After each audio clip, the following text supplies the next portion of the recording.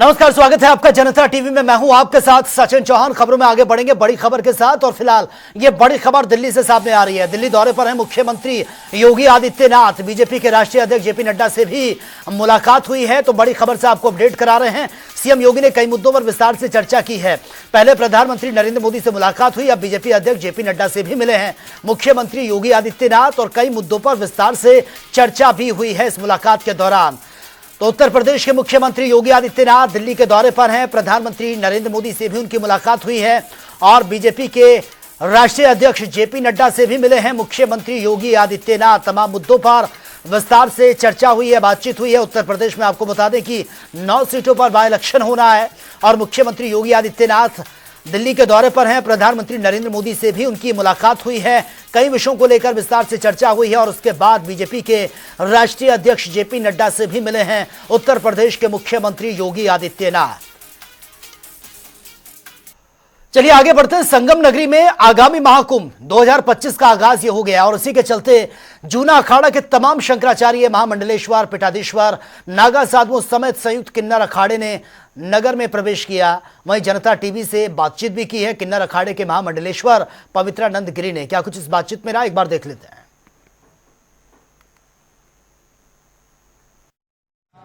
महाकुंभ 2025 को लेकर जहां आज जूना अखाड़ा किन्नर अखाड़ा संयुक्त आज नगर प्रवेश कर रहा है, ऐसे में हम आपको दिखा रहे हैं यहाँ पर किन्नर अखाड़े के द्वारा अब नगर प्रवेश करने की शुरुआत हो गई है। और साथ ही जूना अखाड़े में और घोड़े पर और गाड़ियों पर, रथ पर सवार साधु संत नगर प्रवेश कर रहे हैं। और ऐसे में अब साधु संत यहाँ से निकलेंगे और साथ ही मौजगिरी आश्रम में रहेंगे और जब तक जमीन नहीं कट जाती मौजगिरी आश्रम में रह के पूजा अर्चना करेंगे। उसके बाद वहां से वो संगम तट के लिए रवाना होंगे। आप देख सकते हैं सारी व्यवस्था। फिलहाल बात करेंगे यहाँ पर हमारे साथ पवित्रानंद जी।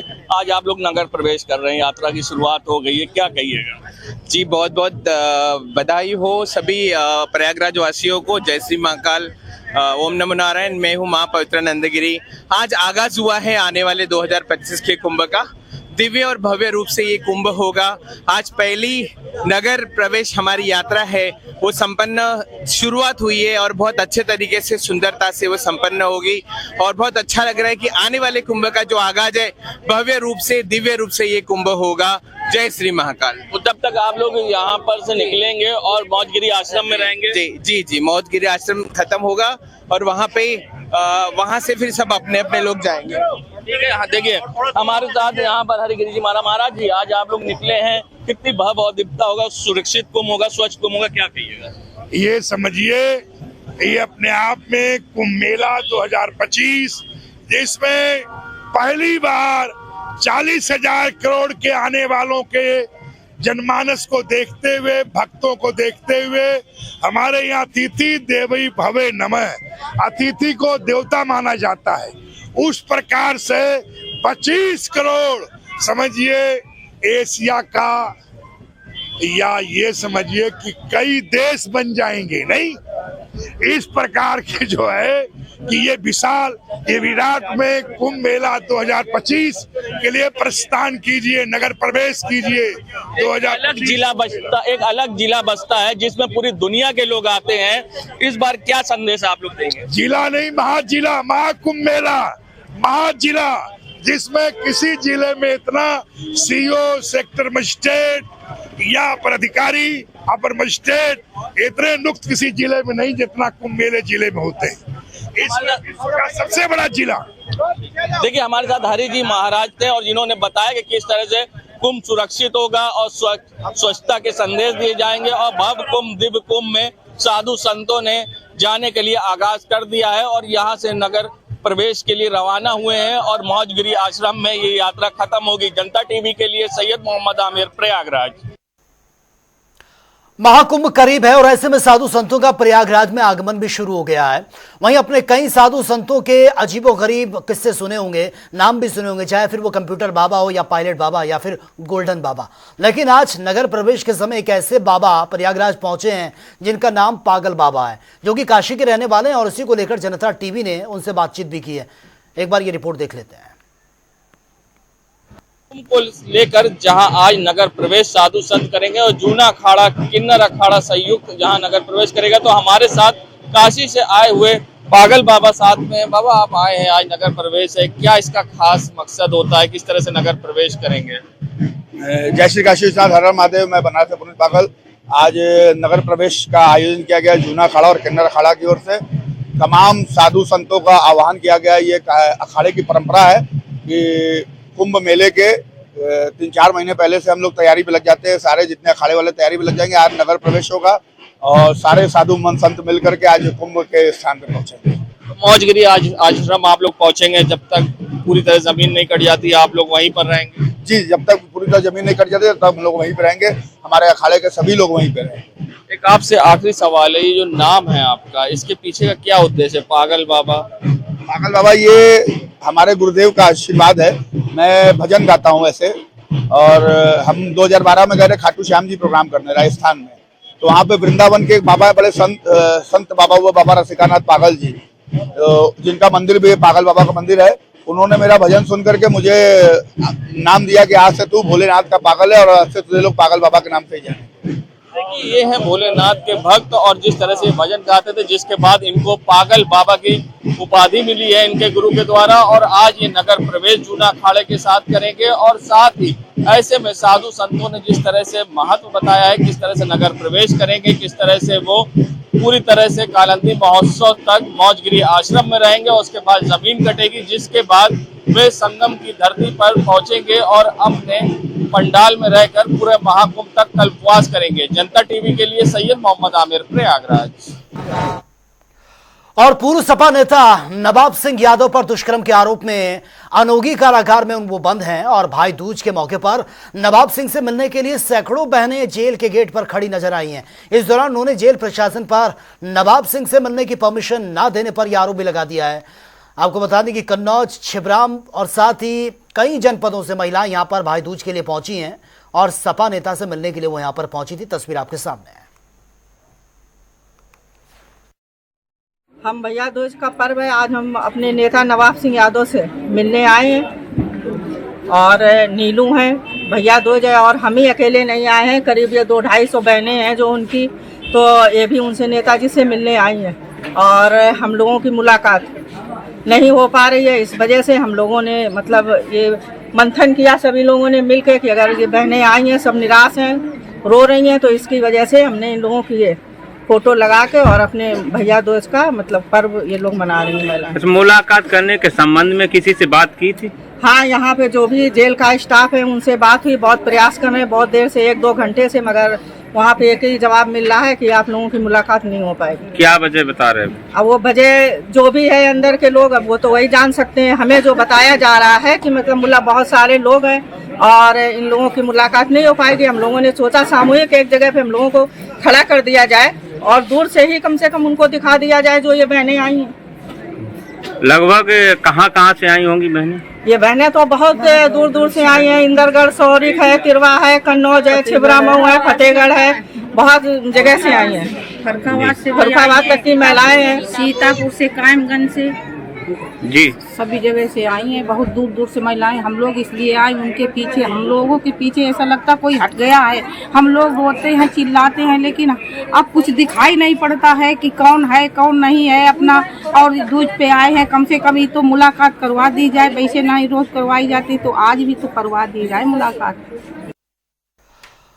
उत्तर प्रदेश में होने वाले उपचुनाव को लेकर सियासी पारा इस वक्त हाई है, जिसको लेकर एक तरफ जहां सीएम योगी आदित्यनाथ और सपा के मुखिया अखिलेश यादव के नाम पर पोस्टर वॉर जारी है, वहीं एक और पोस्टर इस वॉर में सामने आ चुका है। दरअसल निषाद पार्टी के नेता ने उपचुनाव में टिकट न मिलने पर नाराजगी जताते हुए सपा के कार्यालय, सीएम आवास, राजभवन और संजय निषाद के आवास के बाहर 2027 का नारा निषाद है सहारा के नारे की बड़ी होर्डिंग लगवा दी है, जिसके जरिए बीजेपी सरकार को संदेश देने का प्रयास किया गया। उपचुनाव में पोस्टर वॉर का सिलसिला लगातार तूल पकड़ रहा है।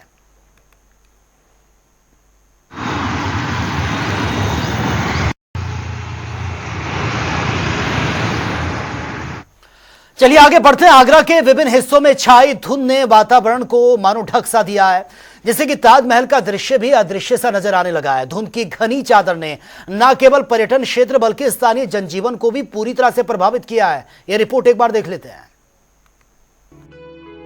आगरा के विभिन्न हिस्सों में छाई धुंध ने वातावरण को ढक लिया है, जिससे ताजमहल का दृश्य भी अदृश्य हो गया है।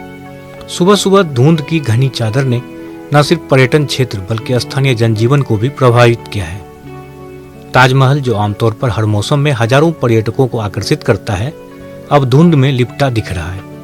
ताजमहल के पास तस्वीर लेने आए कई पर्यटक निराश नजर आए, क्योंकि वो इसकी पूर्ण भव्यता का आनंद नहीं ले सके। ताजमहल इसलिए सफा नहीं दिखाई दे रहा है। आज ठंड का मौसम आ रहा है और आतिशबाजी की वजह से धुंध दिखाई दे रही है। जिन कई सालों से यहाँ पे वॉक करने आ रहा हूँ। 8-10 दिन पहले तो मौसम सफा था, ताजमहल सफा दिख रहा था, लेकिन आतिशबाजी की वजह से और ठंड का मौसम आ रहा है, इसलिए ताजमहल सफा नहीं दिख पा रहा है। ताजमहल साफ इसलिए दिखाई नहीं दे रहा है क्योंकि मौसम में काफ़ी बदलाव आया है, अभी थोड़ा बदल रहा है और दीपावली का कुछ अवसर चल रहा है, तो त्योहारों पर आतिशबाजी हुई है, इसलिए ताजमहल धुंधला सा पड़ गया है। पिछले 10-12 दिनों से हमें काफ़ी दिखाई नहीं दे रहा है और पहले हम काफ़ी आते थे तो हमें थोड़ा बहुत साफ दिखाई देता था, लेकिन मौसम के अनुकूल अब सर्दियाँ भी आ रही हैं। स्थानीय प्रशासन ने प्रदूषण से राहत के लिए कदम उठाने का आश्वासन दिया है, ताकि ताजमहल का दृश्य जल्द ही साफ हो सके और पर्यटक उसकी सुंदरता का पूरी तरह से आनंद ले सके। चलिए खबरों में आगे बढ़ते हैं। वाराणसी में छठ पूजा से पहले घाटों पर साफ सफाई चल रही है। छठ पूजा करने वाले लोग घाटों पर पहुंचकर पहले से अपने नाम लिखकर स्थान तय भी कर रहे हैं। ये रिपोर्ट देख लेते हैं।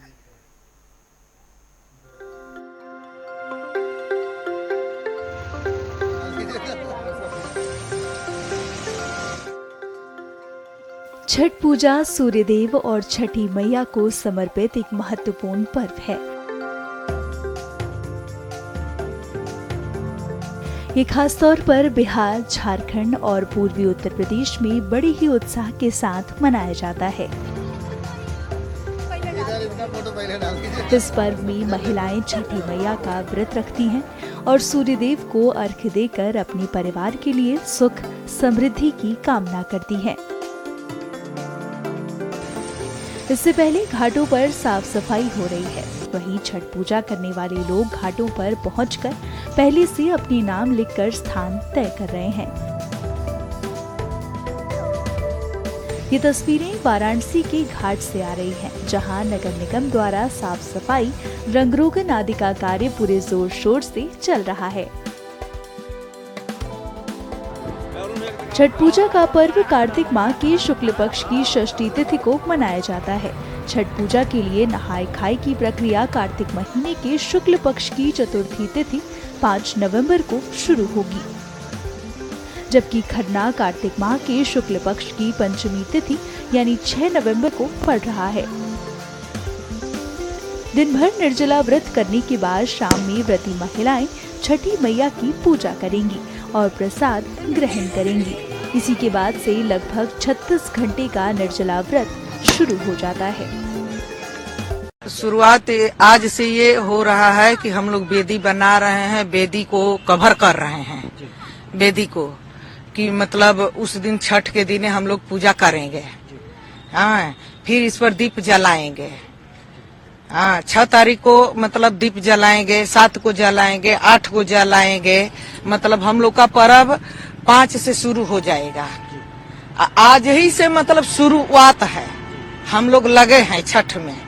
हाँ, माता रानी का महिमा है, हम लोग लगे हैं, वेदी बनाए हैं, शुरुआत कर दिए हैं माता रानी का, सूर्य देव का।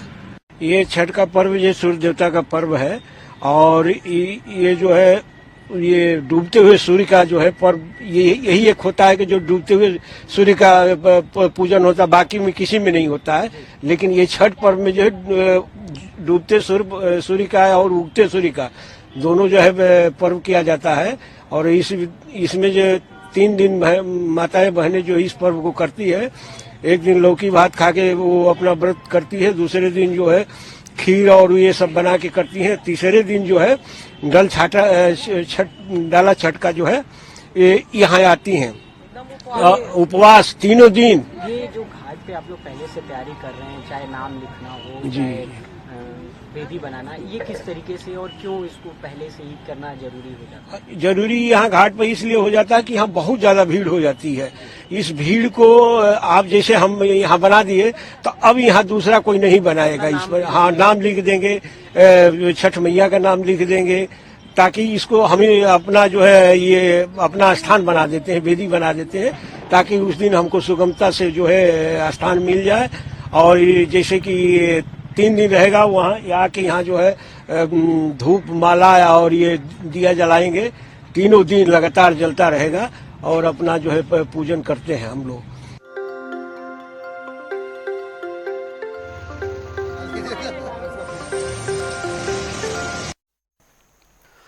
चलिए खबरों में आगे बढ़ते हैं। बात होगी तमाम खबरों की ताबड़तोड़ अंदाज में। बहराइच में दिवाली की रात युवक ने की हर्ष फायरिंग। लाइसेंसी रिवॉल्वर से फायरिंग करते हुए युवक का वीडियो सोशल मीडिया पर वायरल। बाराबंकी में एसपी ने की सख्त कार्रवाई। ग्राम प्रधान ने सिपाहियों पर लगाया अवैध वसूली का आरोप। दोनों सिपाहियों के खिलाफ एक्शन की मांग। एटा में पैर में लगी गई चोट का ऑपरेशन कराने पर मरीज की जान चली गई है। परिजनों ने अस्पताल प्रशासन पर लापरवाही का आरोप लगा दिया। अलीगढ़ में ट्रक ने बाइक सवार को रौंद दिया है। मौके पर ही दर्दनाक मौत। पुलिस ने मृतक के परिजनों को घटना से अवगत करवा दिया। अलीगढ़ में पेमेंट देने को लेकर हुआ विवाद और स्टाफ पर पिटाई करने का आरोप लगा दिया। पेमेंट देने को लेकर यह वाद विवाद हुआ। मैनपुरी में आटा चक्की संचालकों के रिटायर्ड फौजी ने गोली मारी है। गाड़ी निकालने के विवाद में यह फायरिंग हुई है। चक्की संचालक की मौके पर ही मौत। बिजनौर में शिवसेना नेता ने बिना हेलमेट के लोगों का माला पहनाकर सम्मानित किया। हादसे में 3 नौजवानों की मौत हो चुकी है। कानपुर देहात में 10 साल के मासूम की हत्या से बिगड़ा है सांप्रदायिक सौहार्द। एसीपी ने खुद संभाला है मोर्चा। कानपुर देहात में बदमाशों ने शराब के ठेके को निशाना बनाया। लूट की वारदात को अंजाम दिया। सूचना पर पहुंची है पुलिस, जांच जारी है। आगरा में मामूली विवाद को लेकर 2 पक्षों में जमकर मारपीट। कई लोगों को चोटें आई हैं। मारपीट का वीडियो सोशल मीडिया पर वायरल। फर्रुखाबाद में संदिग्ध परिस्थितियों में वृद्ध ने गोली मारकर की आत्महत्या। हड़कंप मच गया। जांच में जुटी है पुलिस।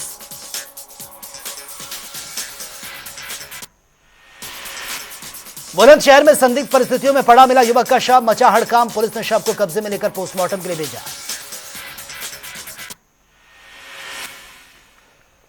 तो फिलहाल इस बुलेटिन में मेरे साथ इतना ही, लेकिन तमाम खबरों के लिए आप बने रहिए जनता टीवी के साथ। नमस्कार।